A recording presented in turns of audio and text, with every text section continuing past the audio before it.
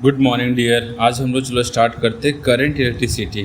सबसे पहले current electricity में पढ़ते हैं हम लोग कि करंट क्या होता है। करंट जो होता है चार्ज बाय टाइम का रेशियो होता है, otherwise D Q by D T होता है, otherwise delta Q average current ये होता है। अब देखो 9th क्लास में ये पढ़े थे और हम लोग देखते हैं इसको इंटीग्रेशन फॉर्मेट में ये लिखते हैं जब आई वेरिएबल हो तब। इससे ज़्यादा नहीं है कुछ, जैसा क्वेश्चन है वैसे बना दो, टाइम का लिमिट पुट कर दो, ये करंट होता है। चलिए आगे हम लोग पढ़ते हैं करंट डेंसिटी के बारे में। ठीक, करंट डेंसिटी क्या होता है? करंट अपॉन एरिया का रेशियो होता है। ठीक है, और इसके बाद हम लोग देखते हैं सर करंट जो होता है जे और ए एरिया वेक्टर होता है, तो इसको इस तरह से अरेंज करते हैं डॉट प्रोडक्ट में। ठीक, अब अगर एलिमेंटल फॉर्म में देखा जाए चाहे इंटीग्रेशन फॉर्म में, तो कब सर जेई वगैरह में जब इंटीग्रेशन करते हैं हम लोग तो इस तरह से लिखते हैं करंट डेंसिटी को, sir D I equal to J into A. J क्या है? वेरिएबल, तब यूज़ करते हैं। ठीक है, चलो अब हम लोग देखते हैं average velocity. Average Brownian velocity देखते हैं ना, तो क्या होता है कि पार्टिकल का सम ऑफ एवरेज वेलोसिटी जो होता है वेक्टोरियल सम होता है, वो जीरो होता है एन पार्टिकल का। तो वही लूप बनाता है ना वेक्टर पॉलीगॉन के अकॉर्डिंग, तो सम जीरो होता है। ठीक है, अब हम लोग देखते हैं सर कि अगर देखा जाए कि अगर ड्रिफ्ट दिया जाए, अगर इलेक्ट्रिक फील्ड दिया जाए, तब क्या होगा net average velocity.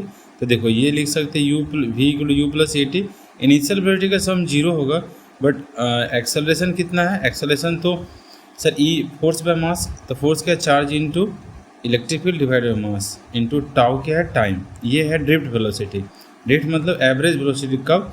Electric field के प्रेजेंस में, मतलब एक्सटर्नल फोर्स अवेलेबल है तब। ठीक है, अब हम लोग फोर्थ में चलते हैं, रिलेशन देखते हैं किसका? ड्रिफ्ट वेलोसिटी, करंट डेंसिटी और करंट में। ठीक है, जे इक्वल टू क्या होता है? N E V D. याद है तुम्हें बताते थे जग्गा डाकू कौन होता है? Anybody. इसी तरह से J equal to any B D. Okay, रट जाना इसको, ये बेसिक एक्सप्रेशन है। अब आई को एक्सप्रेस कर सकते हैं, मतलब जे को एक्सप्रेस कर सकते हैं आई बाई ए में। जग्गा डाकू J equal to any B D, anybody any B D. अच्छा, ऐसे याद रखना। अब आई को लिख सकते हैं ए के फॉर्म में ऐसे। एन क्या है यहाँ पे? क्या है? Total number of free electron upon volume of material. ये रिप्रेजेंट करते हैं स्मॉल एन को। कैपिटल एन क्या है? Total number of free electron. A क्या है? एरिया, और एल क्या है? लेंथ, और वी डी क्या है? Drift velocity. देखो एक बार बना रहा हूँ और इस बार ठीक है सिलिंड्रिकल बार है। एरिया है, N number of free electrons है जो करंट में पार्टिसिपेट करेंगे, एल लेंथ है।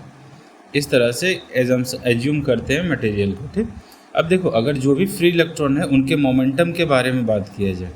फ्री इलेक्ट्रॉन का मोमेंटम का मतलब सर वहाँ मूवमेंट जितने भी होते हैं मटेरियल के अंदर वो फ्री इलेक्ट्रॉन होते हैं, उसकी मोमेंटम क्या होगा?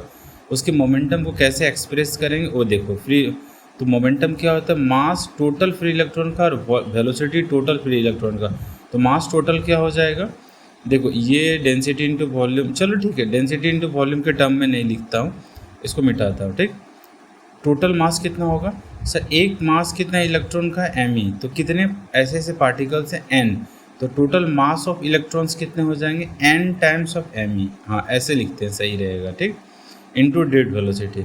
ये हो गया total momentum, total mass into velocity, velocity of each particle का। ठीक है, तो total mass N times of M E. अब देखो एन क्या है? नंबर ऑफ फ्री इलेक्ट्रॉन, और यहाँ पे एम ई क्या है? Mass of one electron. Small N को लिख सकते हैं ना, अभी थोड़ा देर पहले डिफाइन किए थे। अब यहाँ से इसके कैपिटल एन को रिप्लेस कर देते हैं स्मॉल एन इंटू ए इंटू एल से, वी डी से। अब ये है मोमेंटम। तो मोमेंटम को अब देखो मोमेंटम पर यूनिट लेंथ लिख दिया। अच्छा देखो क्वेश्चन जैसा पूछे वैसा हम लोग ट्रांसफॉर्म कर लेंगे।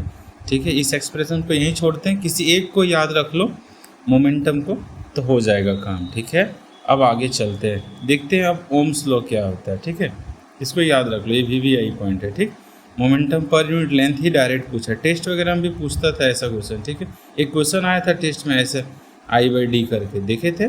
ठीक है, ओके, डी ऑप्शन था। मोमेंटम पर यूनिट लेंथ पूछा था, याद करो अभी टेस्ट में। ठीक है, अब देखो ध्यान से क्वेश्चन नंबर 6 पॉइंट में एक्सप्लेन करते हैं ओम्स लॉ। ओम्स लॉ क्या होता है? V equal to I R. देखो V equal to I R में कैसे एक्सप्रेस करते हैं, थोड़ा डेरिवेशन कर देता हूँ, याद रहेगा। देखो I equal to N E V D सब लोग को पता है, और वी डी क्या होता है? ई बाई एम टाउ। अब वी डी को रिप्लेस कर देते हैं यहाँ पे, और तो सर आप डिराइव कर रहे हो? हाँ डिराइव कर रहा हूँ।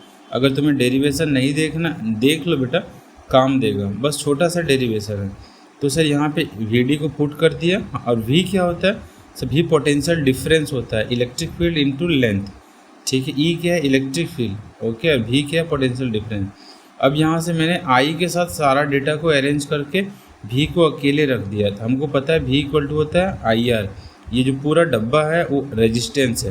तो रेजिस्टेंस क्या है, M upon N E square by tau into L by A, ये है रेजिस्टेंस। अब देखो रेजिस्टेंस को में भी रजिस्टिविटी होता है रो, उसको ऐसे एक्सप्रेस करते हैं। अब रजिस्टिविटी क्या होता है, ऊपर के कंपेयर कर लो एक्सप्रेशन से, M upon N E square tau. हमसे कभी कभी पूछता है रजिस्टिविटी और टाउ में रिलेशन इन्वर्सली है, ये याद रखना, ठीक है। और कंडक्टिविटी और रजिस्टिविटी में रिलेशन होता है इन्वर्सली, ये भी याद रखना, ठीक। ये फॉर्मूला तीनों सब याद रखना। आगे चलो 7th में, ठीक है। 7th में अच्छा जो रेजिस्टेंस लिखे हैं रो एल बाई ए, इस पे हमसे क्वेश्चन कैसे ट्रांसफॉर्म करते हैं ध्यान देना। देखो रो एल बाई का क्वेश्चन आता है कि जब भी, एक बात ध्यान रखना, वॉल्यूम कांस्टेंट हो अदरवाइज मास कांस्टेंट हो, ये देखना। अगर वॉल्यूम कांस्टेंट कहीं भी लिखा हुआ है अदरवाइज मास कांस्टेंट कहीं भी लिखा हुआ है, तब तुम ऐसे, तब ये फॉर्मूला वैलिड है, ठीक है। और अगर अब देखो दो साइड है, अगर लेंथ चेंज के बारे में कमेंट कर रहा है अदरवाइज एरिया चेंज के बारे में कमेंट कर रहा है, तब दोनों को अलग अलग डिज़ाइन करते हैं। अब देखो लेंथ चेंज है तब तो R equal to rho L by, ऊपर नीचे एल से मल्टीप्लाई करके हम लोग वॉल्यूम बना लिए, और वॉल्यूम कांस्टेंट है तो रूल लगा लिए आर डायरेक्टली पर एल स्क्वायर, और ये रूल बना दिए।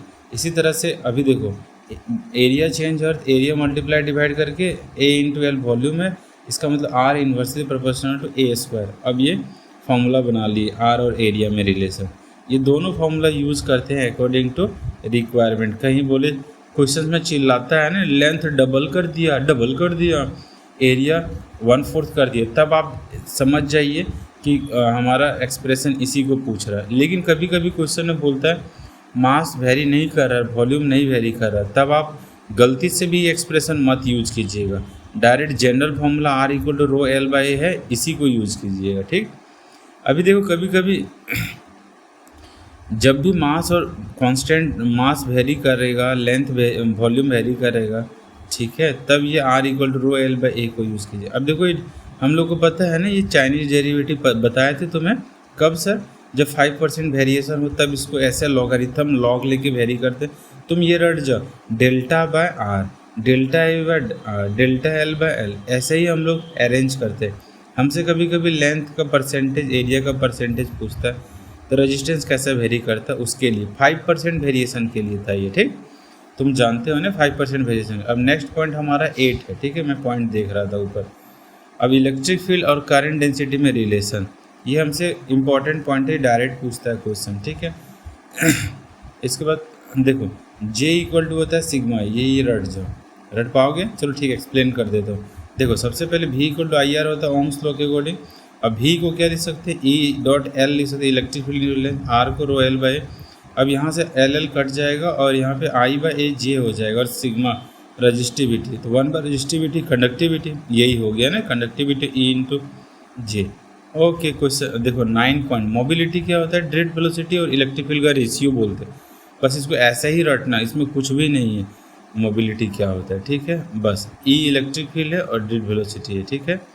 10 पॉइंट आ जाओ, हम लोग बात करते हैं रिलेशन किसके बीच में बात करते हैं सर, टेम्परेचर वर्सेस रेजिस्टेंस में। देखो मेटल हम लोग जानते थे ना, मेटल में टेम्परेचर बढ़ाने से रेजिस्टेंस बढ़ता है, और सेमीकंडक्टर में उल्टा होता है, टेम्परेचर बढ़ाने से रेजिस्टेंस घटता है।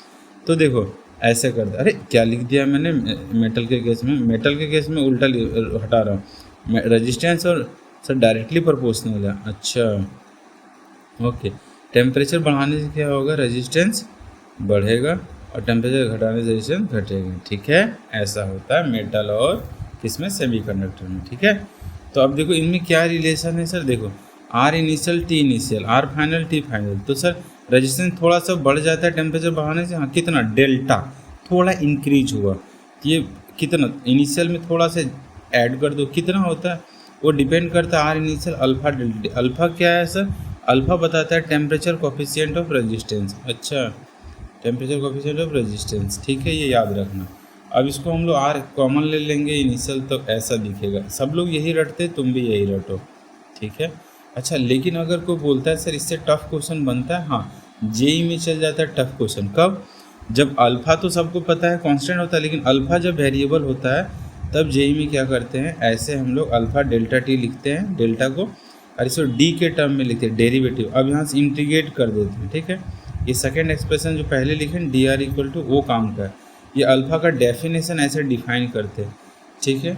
इसको हम लोग यूज डी आर में क्या, डेरिवेटिव फॉर्मेट में इंटीग्रेशन करने में आसान होता है। इसको फ्रैक्शनल चेंज इन रेजिस्टेंस बोलते हैं, ठीक है, with respect to temperature. Okay, छोड़ो हटाओ इसको, अपना चलो ये बात आगे चलते हैं। सर यहाँ नोट कर लो, अगर मान लो दो मटेरियल, ये देखो रजिस्टिविटी को भी ऐसे लिखते हैं, लिख दे रहा हूँ, ठीक। अगर मान लो दो मटेरियल है और दोनों कनेक्ट है, ठीक है, दो मटेरियल कनेक्ट है सीरीज में। अब सीरीज में कनेक्ट है, अब उन दोनों का एक साथ अगर हीट करते हैं तो दोनों का इफेक्टिव मतलब कॉमन थर्मल कोफिशिएंट क्या होगा उसको बारे में जान लो, इफेक्टिव टेम्परेचर कोफिशिएंट। लेकिन एक पॉइंट है, यहाँ लिख नहीं रहा हूँ, याद कर लो, सीरीज में दोनों, तो क्या होगा, अल्फ़ा 1 + R1 और अल्फ़ा 2 R2, दो मटेरियल का इफेक्टिव कोफिशिएंट टेम्परेचर ये हो। डायरेक्ट पूछता है क्वेश्चन में, ठीक है। एक्सरसाइज 3 में तो है ना तुम्हारा एक क्वेश्चन ऐसा। हाँ सर, मैं पेज बढ़ा रहा हूँ, ठीक, ये देख लेना, थर्मल कोफिशिएंट वाला एक्सरसाइज 3 में क्वेश्चन है एक डायरेक्ट, ठीक है। अब थोड़ा चलते हैं सीरीज पैरेलल के बारे में। बेटा क्या होता है सीरीज पैरेलल, उसको डील करते हैं। सीरीज पैरेलल में तुम जानते ही हो कि सब लोग, ये तो तुम्हारे खून में बसा है 9th क्लास से, क्या खून डीएनए में आ गया है ये सब चीज़ें। देखो क्या था, याद करो, R1 R2 R3 तीनों सीरीज में, लेकिन इसमें कीवर्ड ये है ना कि इंडिविजुअल करंट जो है वो किसके इक्वल होता है, उसके इक्विवेलेंट करंट के बराबर, ये इसका कीवर्ड है। मतलब R1 और R2 इंडिविजुअल रजिस्टर, उसका जो उन तीनों से जो इक्विवेलेंट पैदा होता है ना, R इक्विवेलेंट, उसकी जो करंट की वैल्यू है वो इंडिविजुअल से बराबर होता है, यही कीवर्ड है। तो हम लोग R इक्विवेलेंट तो लिखते ही है, और यहाँ पे I1 V1 बार V2 और R2 लिख दिए। अब यहाँ कीवर्ड लिख रहे हैं I1 I2 I3 सब बराबर है इक्विवेलेंट का, सबसे इम्पॉर्टेंट यही है। और कैपेसिटर में भी सेम होता था ऐसे कि सीरीज में सबका चार्ज सेम होता था, और किसके चार्ज के बराबर होता था, इक्विवेलेंट वाले चार्ज के बराबर होता था। Okay same. अब देखो ये 2 पॉइंट तो हो गया, तीसरा पॉइंट ये याद रखो कि वोल्टेज का सम जो है ना बैटरी के बराबर हुआ, इंडिविजुअल वोल्टेज का सम V1 + V2 + V इक्विवेलेंट, ये ओके, ये याद रखना। चलो इससे ज़्यादा पॉइंट नहीं है, पैरेलल कॉम्बिनेशन देखते हैं। इसमें कीवर्ड क्या होता है कि सर जो इंडिविजुअल पोटेंशियल जो है, इंडिविजुअल पोटेंशियल वो इक्वल होता है इक्विवेलेंट का पोटेंशियल के बराबर, ठीक है, ये इसका कीवर्ड है। मतलब V1 V2 V3 सबका पोटेंशियल क्या होता है, V इक्विवेलेंट का, ठीक है, ऐसे ही याद रखना। हर एक रेजिस्टेंस के पास 3 डेटा होता है, पोटेंशियल, रेजिस्टेंस और करंट। तो यहाँ पे कौन सा डेटा कॉमन होगा सबका, जैसे V1 V2 V3 सबका कॉमन हो। पहले रूल देख लो, R इक्विवेलेंट G1 भर निकाले 1/R इक्विवेलेंट ऐसे, ठीक है। अच्छा दो वाला रेजिस्टेंस जानता है ना, 2 में शॉर्टकट लगाने आते हैं, इंटू पिंटू। हाँ अब मैं नहीं बताऊँगा, ठीक है, उसके बारे में। अब देखो ये हो गया सबका इंडिविजुअल पोटेंशियल, और किसके बराबर होगा, V इक्विवेलेंट के बराबर, ठीक है। और इसका KCL के अकॉर्डिंग सबका करंट का सम किसका होगा, R equivalent I1 + I2 + I3। अब देखो करंट डिस्ट्रीब्यूशन बताए थे 2 रेजिस्टेंस के केस में। हाँ, जिधर ज़्यादा रेजिस्टेंस होता है उसके दूसरे तरफ कम करंट, इस तरह से करंट डिस्ट्रीब्यूशन I1 I2 है।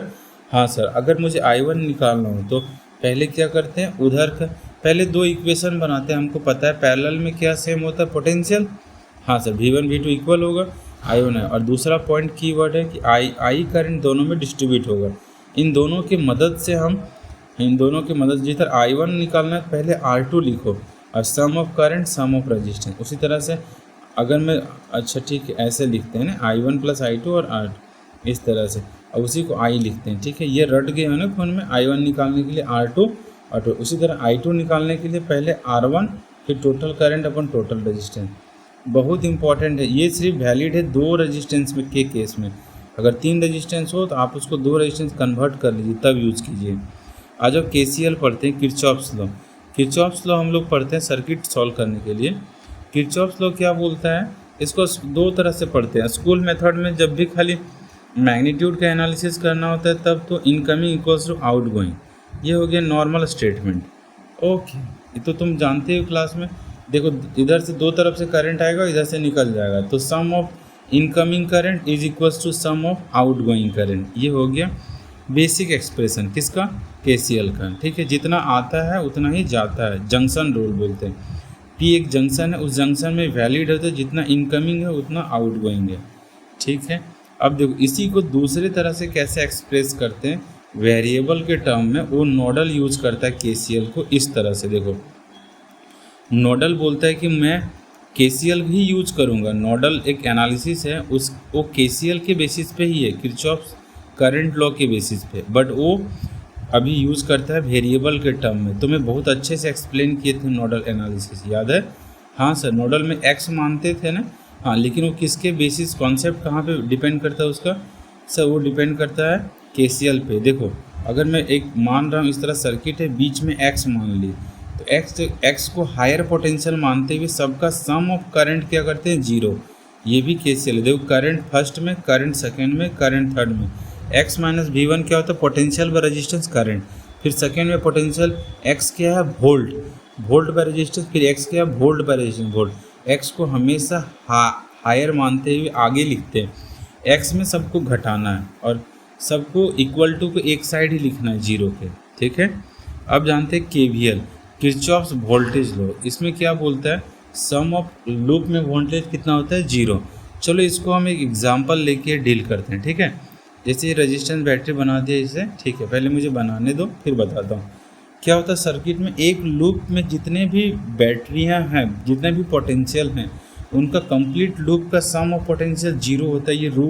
ये लॉ का स्टेटमेंट है, ये लॉ मैंने मान लिया। अच्छा ये I1 I2 डायरेक्शन आप कैसे माने, एंटी क्लॉक लॉ, ये लेट करना पड़ता है, पहले खुद से लेट कर लो, कुछ भी चलेगा। अब देखो यहाँ से खुद से लेट करते हैं। एक बात ध्यान देना, रेजिस्टेंस के केस में करंट हमेशा हाई पोटेंशियल से लो पोटेंशियल जाता है। ठीक है, और देखो यहाँ पे करंट का डायरेक्शन और एक होता है लूप में मूवमेंट का डायरेक्शन, दो डायरेक्शन को इम्पोर्टेंट रखते हैं हमेशा। अगर देखो अगर जिधर करंट जा रहा है हाई से लो, तो मूवमेंट का उसी तरफ जाएगा, तो माइनस IR होगा रेजिस्टेंस में, और जिधर से करंट आ रहा है और उसके अपोजिट प्लस। वो देख रहे हो, अगर हाई से लो जाओगे तो लो पोटेंशियल के डेटा को लिखो, और अगर ठीक है, और अगर लो से हाई जाओगे तो हाई पोटेंशियल का डेटा प्लस IR, ये जान लो।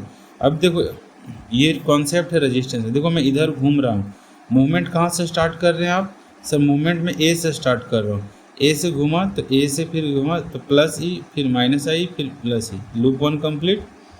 हाँ, तो अभी देखो लूप टू अदर लूप में कहाँ से स्टार्ट करेंगे आप, एफ से। तो एफ से स्टार्ट कर रहा हूँ, तो यहाँ पे सबसे पहले एफ से स्टार्ट कर रहे हैं, और किधर जा रहे हैं, एफ से कहाँ से स्टार्ट कर रहे हैं सर, डी से स्टार्ट किया है। देखो यहाँ डी से, तो प्लस E2 प्लस IR, ये बहुत बार क्लास में हो चुका है। हाँ सर, आप स्टार्ट कीजिए लूप का डायरेक्शन, वैसे ही लिखते हैं। ठीक है, कंप्लीट हो। अब सेगमेंट ऑफ KVL का जाता है 2 पॉइंट में। सर ये लूप हैवी नहीं, फिर भी हम लोग KVL यूज़ कर सकते हैं, मतलब एक छोटा सा सेगमेंट में, छोटा सा सर्किट के सेगमेंट में यूज़ कर सकते हैं।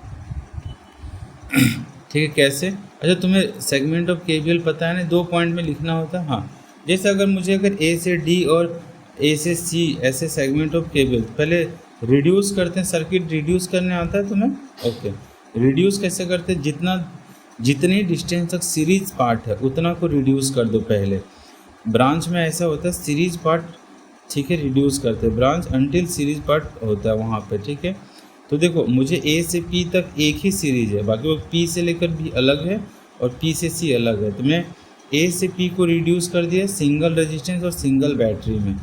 ओके, और यहाँ से P से लेकर C तक, ठीक है, T डोमिनेट कर रहा है। ठीक है, यहाँ पे बैटरी में भी देखना कौन डोमिनेट कर रहा है, कौन नहीं डोमिनेट करता है, पॉजिटिव लेफ्ट और नेगेटिव लेफ्ट देखते रहना। ठीक, अब देखो A से मुझे B लिखना हो, तो अगर रिड्यूस करने के बाद सेगमेंट रूल लगाते हैं तो इजी होता है। भी A से मूव किया तो प्लस की माइनस, सर करंट के डायरेक्शन में मूवमेंट है तो माइनस, ओके, फिर +2, फिर इस तरह से प्लस, इस तरह से A से B आ गया, फाइनली इक्वल्स टू B, जहाँ पहुँच गए वहाँ का पोटेंशियल। अप्लाई कर दो KCL। ठीक है, ये इस तरह से, दूसरा कहीं पूछे लगा लेना। अब हम लोग नोडल पढ़ते हैं थोड़ा। नोडल क्या होता है, पहले एक सर्किट से ही पढ़ते हैं। ठीक, एक क्वेश्चन ही कर लेते हैं नोडल का। नोडल का स्टेप पता है क्या होता है? स्टेप 1, सबसे पहले रिड्यूस कर दो सर्किट को। स्टेप 2, कहीं भी जीरो पोटेंशियल, देखो यहाँ पे दो रेजिस्टेंस एक ही ब्रांच में है ना, ए से लेकर एक ही ब्रांच में, उसको रिड्यूस कर लिए। स्टेप 1 मैं बोलते जा रहा हूँ और काम करते जा रहा हूँ, रिड्यूस करना। स्टेप 2, जीरो पोटेंशियल माना मैंने कहीं पे भी, उसके बाद जीरो पोटेंशियल एंड मूवमेंट, फिर मूव किया, फिर फंस जाने के बाद फिर नया पोटेंशियल एक्स माना और उसके अकॉर्डिंग लिखना था। अब एक्स मानते हुए लिखा मैंने, ठीक है, ये हमारा रूल था। अब सबका सम ऑफ करंट केसीएल बद एक्स पोटेंशियल मानते हुए सम ऑफ करंट क्या होता है, जीरो, ये हम लोग कंसीडर किया, ठीक है, इस टाइप से। अभी कितने पॉइंट हो गया, इस पे काम किए हैं ना बेटा, बहुत सारा काम करना पड़ता है, लेकिन काम यही है, रिड्यूस, जीरो मानना, फिर मूव करना, फिर केसीएल लगा देना, ठीक है, ओके। अब 13 में हम लोग देखते हैं। सर हम लोग इक्विवेलेंट सीरीज पैरेलल बहुत कर चुके, हाँ बहुत कर चुके। अब इसमें एक लॉ था पैरेलल और पैरेलल परपेंडिकुलर सिमेट्री और फोल्डिंग सिमेट्री। तो सबसे पहले परपेंडिकुलर सिमेट्री एक लाइन खींचते थे, जैसे ए बी के परपेंडिकुलर, जिस एक्सिस के ओर परपेंडिकुलर होता था, ये कॉन्सेप्ट के थ्रू लगाते थे, और जो उस परपेंडिकुलर लाइन में आ जाता था उसको वहाँ से ये कर देते थे, डिस्कनेक्ट करते थे हम लोग, ठीक है। और इस फोल्डिंग सिमेट्री में भी क्या करते, जैसे अगर यहाँ पे रेजिस्टेंस है, इसको डिस्कनेक्ट कर दिया, आपस में दोनों कनेक्ट हो गया, यहाँ नीचे से डिस्कनेक्ट कर दिया, कनेक्ट हो गया। डायरेक्ट क्वेश्चन ही बताया था ये कौन सा हो गया, लेकिन जो ए बी के परपेंडिकुलर उसको कनेक्ट नहीं, वो तो हॉरिजॉन्टल लाइन मेंटेन होना चाहिए, उसको मत कट कर देना, नहीं तो क्वेश्चन ही ख़राब हो जाएगा। सिर्फ ऊपर वाले और नीचे वाले को डिस्कनेक्ट करना है, ठीक है। अब हम लोग देखते थे फोल्डिंग सिमेट्री। फोल्डिंग सिमेट्री देखो, एक क्वेश्चन ही कर देते हैं फोल्डिंग सिमेट्री में, ठीक। जैसे अगर रेजिस्टेंस इस तरह से है, तो सर फोल्डिंग सिमेट्री जो है वो कैसा होता है, फोल्डिंग सिमेट्री में एक बार फोल्ड करना पड़ता है बेटा, उसके बाद उसमें व्हीटस्टोन ब्रिज लगाना पड़ता है, कॉन्सेप्ट, ओके। देखो जैसे क्वेश्चन है, सर इसको परपेंडिकुलर सिमेट्री से भी कर सकते हैं और फोल्डिंग से भी कर सकते हैं, मगर कुछ क्वेश्चन ऐसे होते हैं सिर्फ फोल्डिंग से होते हैं, ठीक। तो फोल्डिंग का क्या कॉन्सेप्ट होता है, पहले फोल्ड कीजिए फिर व्हीटस्टोन ब्रिज लगाइए, ये ज़्यादातर क्वेश्चन ऐसा ही बनता है फोल्डिंग का, ठीक है। तो मैं नीचे से ऊपर फोल्ड कर दिया तो r/2 बन गया, और फिर बीच वाला r/2 बन गया, फिर r/2। अब देखो लेफ्ट साइड में r1/r2 का रेशियो और राइट साइड में r3/r4 का रेशियो, और बीच में r5 है, उसको डिस्कनेक्ट करना होगा।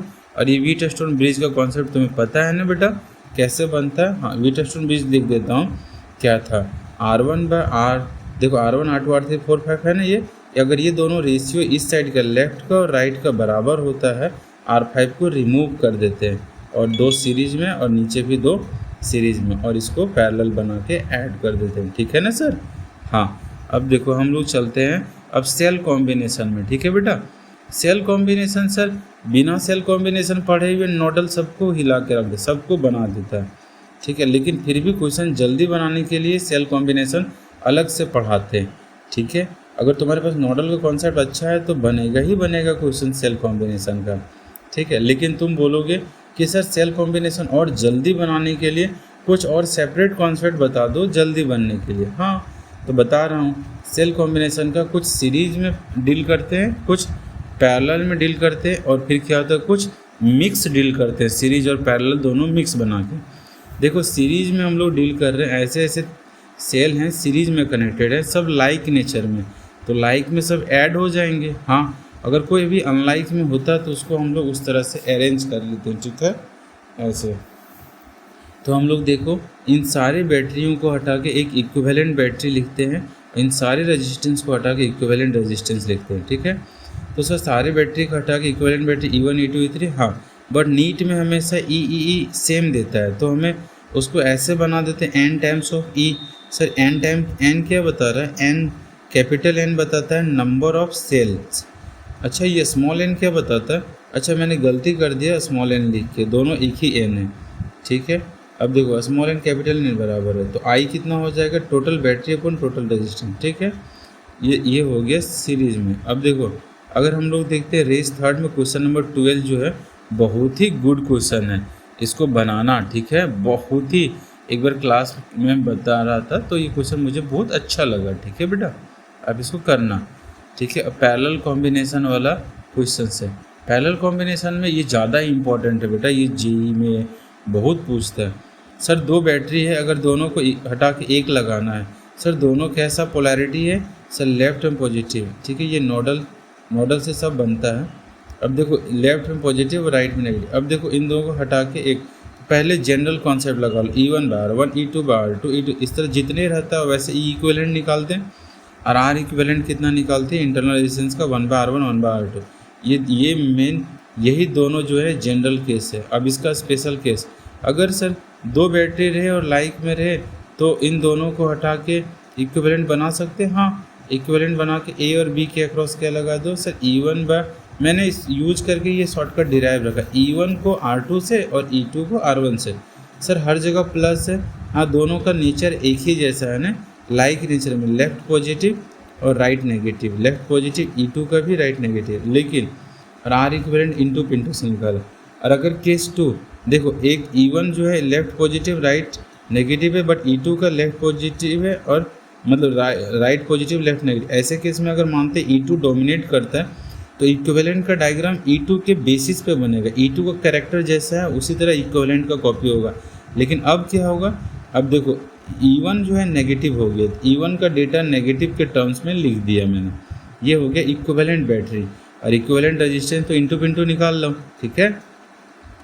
अब देख इंटू पिंटू से निकाल सकते हैं इक्विवेलेंट। अब मिक्स्ड कॉम्बिनेशन में सर जहाँ पे सीरीज भी हो n नंबर ऑफ और फिर पूरे सर्किट पैरेलल में हो, n क्या बताता है नंबर ऑफ ये सेल्स इन वन सीरीज, और m क्या बताता है number of cell in one row otherwise one series में, और m क्या बताता है नंबर ऑफ रोज कितने रोज हैं, अदरवाइज नंबर ऑफ सीरीज कितने नंबर ऑफ सीरीज है, ठीक है। ओके, अब हम लोग इसमें क्या देखते हैं, इस तरह सिचुएशन हो रहा है तो इसमें हम लोग देखते हैं कि सर नंबर ऑफ सीरीज और नंबर रो में सब में ई है। हाँ, तो सब अगर ई है तो हम लोग क्या कर सकते हैं कि सर ऐसे है तो ई सब लोग हैं, तो ऐसे तो हटा के सबका क्या बना सकते हैं। ये कॉन्सेप्ट पढ़े थे हम लोग पैरेलल कॉम्बिनेशन में, अगर सारे लोग ई है तो उसका इक्विवेलेंट भी ई होता था।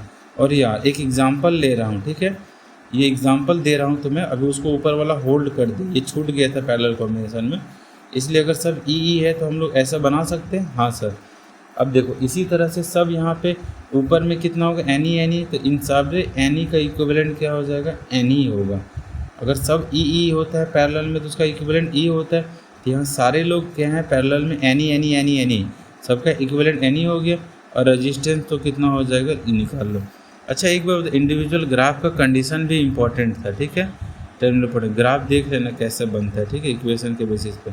तो हम लोग देखना है, हम लोग net EMF by net resistance करके करंट निकालते हैं सर्किट में, ठीक। अब देखते हैं हम लोग, ठीक है, कुछ भी कन्फ्यूजन हो तो एक बार फिर से नोट्स भी देख लेना, मैं जस्ट रिवाइज कर रहा हूँ फास्ट में। टर्मिनल पोटेंशियल क्या होता है, टर्मिनल पोटेंशियल एक्चुअली होता क्या है सर, देखो एक बैटरी का एक पॉजिटिव साइन होता है एक negative sign. Terminal potential positive तरफ का एक पॉइंट और नेगेटिव साइड की पोलैरिटी की तरफ एक पॉइंट, उन दोनों पॉइंटों का डिफरेंस का पोटेंशियल को बोलते हैं टर्मिनल पोटेंशियल। देखो ये पॉजिटिव नेगेटिव है, पॉजिटिव की तरफ एक पॉइंट बना रहा हूँ और नेगेटिव की तरफ एक पॉइंट बना रहा हूँ, ठीक है, रेजिस्टेंस से थोड़ा दूर बनाना। अब टर्मिनल पोटेंशियल ए और बी मतलब पॉजिटिव तरफ की पोलैरिटी का पॉइंट और नेगेटिव तरफ की पोटेंशियल की पोलैरिटी का पॉइंट, इस पोटेंशियल डिफरेंस को बोलते हैं टर्मिनल पोटेंशियल। इतना से मेरा सारा क्वेश्चन बन जाता है। देखो केस 1, अगर कोई भी लूप नहीं बना है तो करंट कितना सर्किट में 0, तो टर्मिनल पोटेंशियल क्या होगा, टर्मिनल पोटेंशियल ही EMF होगा। ये भी क्वेश्चन बहुत, ये भी छोटा सा पॉइंट है, बहुत इंपॉर्टेंट है। जब लूप इनकम्प्लीट है मतलब फ्री बैटरी में ऐसा, लेकिन अगर जब I0 0 हो, जब सर्किट में करंट घूम रहा हो, तब दो केस होता है, या तो चार्जिंग या तो डिस्चार्जिंग। तो देखो करंट जब इधर से A से B जा रहा है तो ये चार्जिंग का केस है क्योंकि पॉजिटिव में इंटर हो रहा है। तो टर्मिनल पोटेंशियल छोटा सेगमेंट ऑफ KVL लगा दो, ठीक है, VA माइनस ये लगा दिए। अब अगर चार्जिंग, अगर मान लो गलती से करंट B से A जा रहा है तो फिर से छोटा सा KVL लगा दो, A to B और A to B ऐसा। तो ऐसा लगा KVL लगा के दोनों एक्सप्रेशन लिख सकते हैं। तो इन दोनों एक्सप्रेशन को लिखने के बाद VA माइनस भी, और ये आ जाता है VA माइनस भी को टर्मिनल पोटेंशियल। एक में आता है E प्लस IR, एक में आता है E माइनस IR। अब सारे बच्चे रट जाते हैं कि डिस्चार्जिंग मतलब E माइनस IR और चार्जिंग मतलब E प्लस IR। बेटा तुम रटते तो ठीक हो, लेकिन क्या है कि तुम एक छोटा सा एक केवीएल है और कुछ नहीं है, सेगमेंट ऑफ केवीएल। और अगर एक लूप बनता है टर्मिनल पोटेंशियल में, करंट क्या होता है, I equal to E by R plus R, और टर्मिनल पोटेंशियल कितना होता है, ई माइनस आई आर। ये याद रखना, मैं बहुत फास्ट में बता रहा हूँ बट सारा चीज़ कवर है। इंस्ट्रूमेंट क्या होता है, गैल्वेनोमीटर में अगर देखते हैं, गैल्वेनोमीटर हल्का से डिफ्लेक्ट करता है तो उसको बोलते हैं हम लोग गैल्वेनोमीटर का डिफ्लेक्शन। में गैल्वेनोमीटर क्या करता है, स्मॉल करंट और स्मॉल पोटेंशियल को रीड करने का डिवाइस है। हाँ सर, ज़्यादा करंट दोगे तो जल जाएगा, डिफ्लेक्ट उसका नीडल डिफ्लेक्ट ज़्यादा कर जाता है तो ख़राब हो जाता है, ठीक है। तो स्मॉल करंट को रिप्रेजेंट करता है और स्मॉल पोटेंशियल ओके। तो इसका थीटा जो है जितना डिफ्लेक्ट होगा, एक लिमिट तक ही डिफ्लेक्शन, जितना करंट पास होगा उसके अकॉर्डिंग। तो एक हर गैल्वेनोमीटर का एक मैक्सिमम करंट को बोलते हैं आईजी, उससे ज़्यादा करंट नहीं पास करना चाहिए। आईजी सर, आईजी क्या होता है, जब वो डिफ्लेक्शन हाईएस्ट होता है उसे आईजी बोलते हैं। तो आईजी होता है सर, अगर एक डिफ्लेक्शन को में कितना करंट पास होता है, एक डिफ्लेक्शन में जो करंट पास होता है उसे करंट सेंसिटिव बोलते हैं, ठीक है। सिर्फ वन, ऐसे ऐसे कितने नंबर ऑफ डिवीजन होता है, वन डिवीजन में जो करंट रीड करे उससे बोलते हैं करंट सेंसिटिविटी। अगर मान लो मेरा अच्छा, और वन डिवीजन के थ्रू जो कैपेसिटी, वन डिवीजन के थ्रू से जो हमारा गैल्वेनोमीटर है वो जो भी पोटेंशियल रीड करे वो बोलते हैं हम लोग वोल्टेज सेंसिटिविटी, ठीक है। One division. अभी देखो नेक्स्ट पॉइंट, अगर मान लो एन डिवीजन है तो टोटल करंट कितना होगा sir, current sensitivity into N. अच्छा, एन क्या है, नंबर ऑफ डिवीजन। तो सर एक डिवीजन जितना करंट मेजर करता है उससे एन से मल्टीप्लाई कर दो, ये हो गया आईजी करंट। अच्छा ऐसा है सर, हाँ, एन डिवीजन में जितना करंट होगा तो एक डिवीजन का जो करंट है उसको बोलते हैं करंट सेंसिटिविटी। और मैक्सिमम औकात कितना है किसी भी गैल्वेनोमीटर का, सबसे पहले कितने डिवीजन्स हैं उससे मल्टीप्लाई कर दो, ये हो गया। तो उस गैल्वेनोमीटर का मैक्सिमम पोटेंशियल कितना हो सकता है, आई आर। आई हो गया मैक्सिमम आई जी और आर हो गया R G equal to V G. ये गैल्वेनोमीटर का पोटेंशियल है। अब देखो गैल्वेनोमीटर को एमीटर में कैसे बनाते हैं, उसके पैरेलल में एक संट रेजिस्टेंस, संट मतलब बहुत स्मॉल रेजिस्टेंस जोड़ देते हैं, ठीक है। तो ये बन जाता है एमीटर। इसका मतलब क्या हुआ सर, इसमें क्या हुआ कि जब भी बहुत ज़्यादा करंट आए तो उधर ट्रांसफॉर्म कर दे संट में, ठीक है, तब हमारा ये डिवाइस बड़े करंट को मेजर करने का इंस्ट्रूमेंट बन जाता है। तो सर यहाँ पे मिनिमम करंट कितना होगा, 0, और मैक्सिमम करंट आई, ठीक है। आई जी अलग था। अब वोल्ट मीटर क्या था, वोल्ट मीटर में संट रेजिस्टेंस जो है इसके सीरीज में जोड़ दे, संट मतलब एक बड़े रेजिस्टेंस को सीरीज में जोड़ देते हैं। तो सर संट पैरेलल जुड़ता है कि सीरीज जुड़ता है, डिपेंड करता है किसका बात हो रहा है।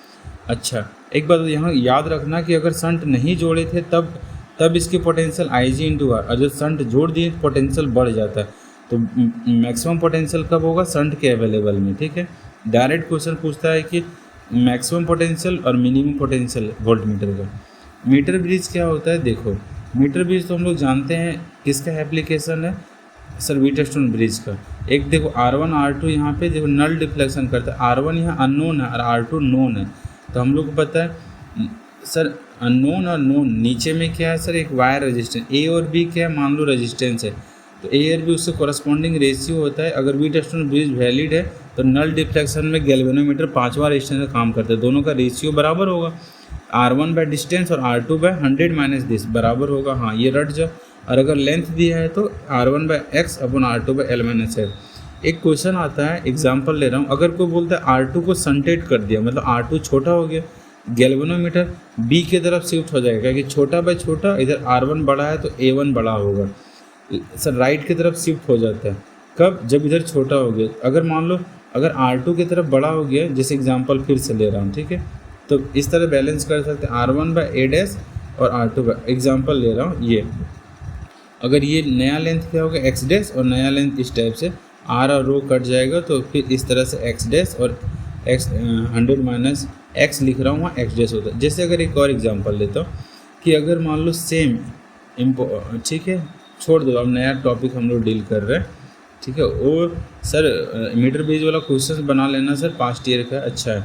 अब अगर कुछ इंपॉर्टेंट पॉइंट याद रखना, यानी अगर तुम्हारे पास कोई क्यूब है, ठीक है, क्यूब का अगर मान लो सारे साइड्स में रेजिस्टेंस है तो हमसे इक्विवेलेंट रेजिस्टेंस पूछता है, कब, डिपेंड करता है सर आप किसके किसके अक्रॉस में बैटरी कनेक्ट करते हैं। सबसे पहला क्वेश्चन हमको बोलता है सर आर इक्विवेलेंट निकालिए जब ए और 1 और 2 एज के अबाउट, एज मतलब ए और 1 और 2 में लेंथ कितना है ए, साइड लेंथ ए है, तब रेजिस्टेंस इक्विवेलेंट कितना होगा 7R/12। अब अगर कोई बोलता है बैटरी कनेक्ट कीजिए 1 और 5 के अबाउट, मतलब सर डायगोनल मतलब फेस डायगोनल के अबाउट, अभी डिस्टेंस कितना होगा सर, कभी भी डिस्टेंस अगर तुम्हें दिख जाए, कब कब किसी 1 और 3 मतलब डिस्टेंस √2 दिखे, तब आर इक्विवेलेंट कितना होगा 9R/12। अब आर इक्विवेलेंट कब सर, डायगोनल के अबाउट, अपोजिट डायगोनल के अबाउट, जब डिस्टेंस कितना दिखे √3a, ऐसा √2a, इस तरह से 10R/2। ये रट जाओ, मतलब कभी भी दो पॉइंट के बीच का डायगोनल डिस्टेंस √3a दिखे तो 10R/12।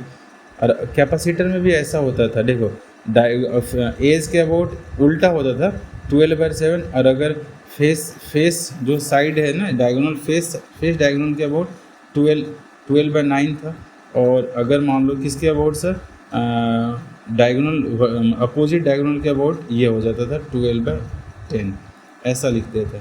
या इसको रट जाना, कभी भी क्वेश्चन आ जाता है इसमें छोटा सा, लेकिन नीट में नहीं पूछते, ऐसे ही तुम्हारे टेस्ट में पूछ सकता है। अब देखो ईएमएफ और इंटरनल रेजिस्टेंस के बारे में बात करते हैं। क्या होता है ईएमएफ और इंटरनल रेजिस्टेंस सर, इसके बारे में बात कीजिए।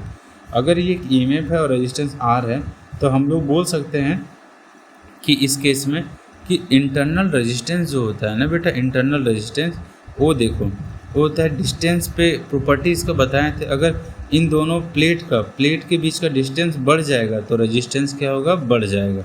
ये प्लेट कौन सा है, वही इलेक्ट्रोड प्लेट, पॉजिटिव नेगेटिव की पोलैरिटी प्लेट।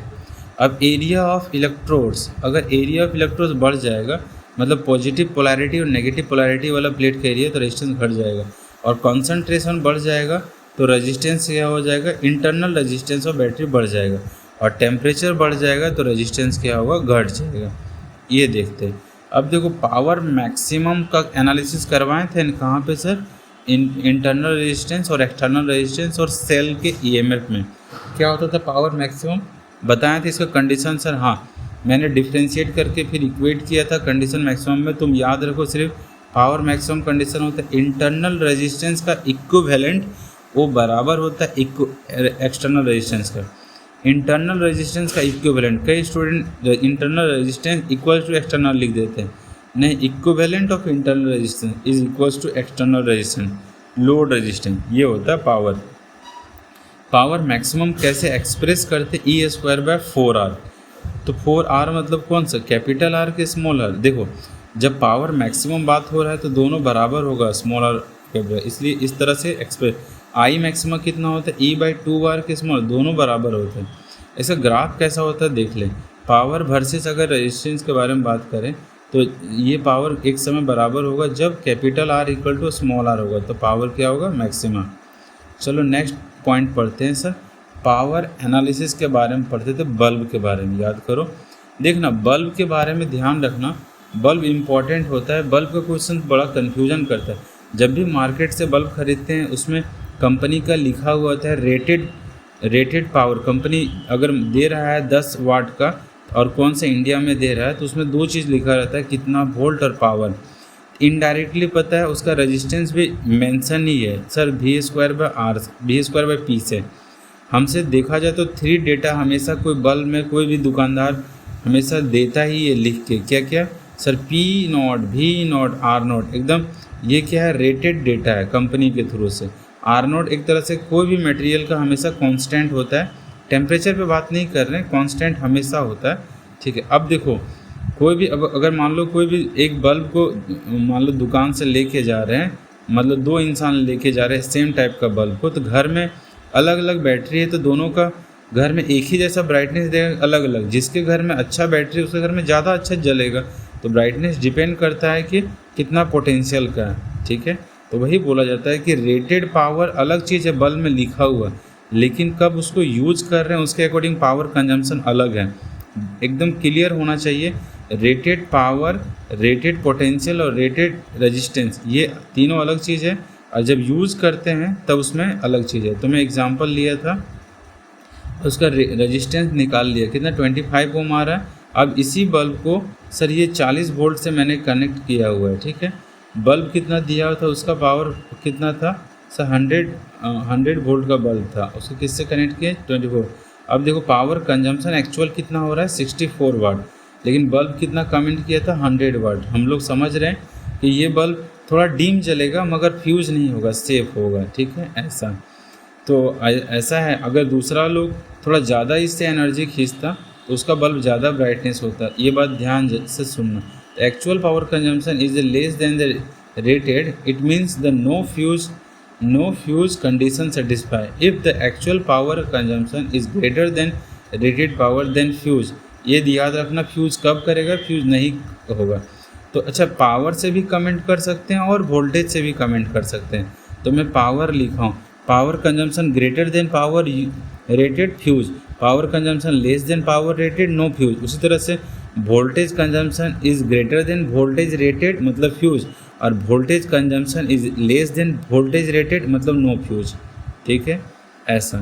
अब देखो थोड़ा सा ये बेसिक कॉन्सेप्ट है, लेकिन अगर 3 बल्ब सीरीज में लगा और इस सबका पोटेंशियल एक ही, एक बच्चा बोलता है घर में सर, इंडियन बच्चा है, तो बोलता है सर ये 3 बल्ब को हटा के एक ही बल्ब लगा दो ना सीरीज में, तो हम लोग ऐसे पावर को एक्सप्रेस करते हैं, ठीक है बेटा, 1/P इक्विवेलेंट।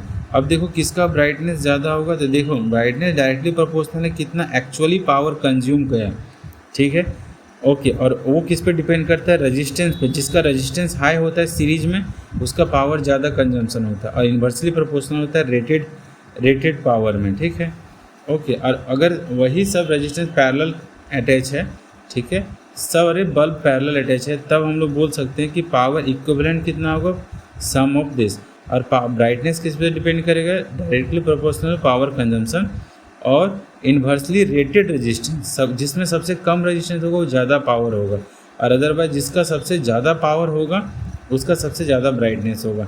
इन 4 पॉइंट में किसी एक पॉइंट से भी हम लोग ब्राइटनेस कमेंट